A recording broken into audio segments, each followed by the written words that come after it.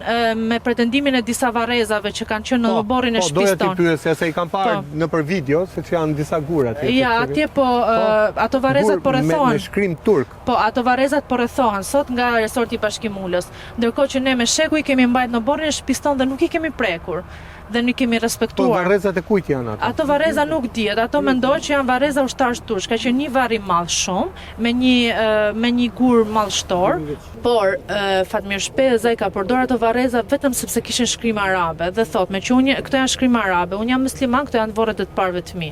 E kuptova. Dhe ka tentuar ta kthejë në fetare dhe ka prek një gjë shumë sensitive si çështja e varrezave, duke qenë që nuk ka dokumenta të forta, përdor këto argumenta për na hedhë neve, për na përbaltur ne. Ka pasur musliman këtu në zonë? Jo, nuk ka pasur musliman. Ato prandaj mendoj që mund të jenë ushtar turq, duke qenë Pra historikisht kjo zonë nuk ka se ka pasur, nuk u islamizua kjo zonë. Jo, nuk është.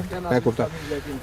Shumë qartë. Po në fund fshatit, kur del nga rrjedhi mbak, janë disa familje muslimane, por jo këtu te kjo zona. E kuptoj. Pastaj ne kemi dokumentat 1930-s që kemi bler pronën dhe vazhdojmë në vazhdimsi. Kështu që kjo është një argument shumë I fortë që gjykata dhe prokuroria duhet ta shikojë realisht si situatë. Prokuroria ka shumë të thjeshtë të marrë aktin e ekspertimit të ekspertave topografik, të bëjë dhe një akt ekspertimi të atij vërtetimit 1997-s dhe kaq, dhe merr drejtim situata dhe ne nuk përballemi këtu me policin për ditë, ne ta marrim fatrom aty ikim punë vetë se nuk kam punë këtu se është toka jon.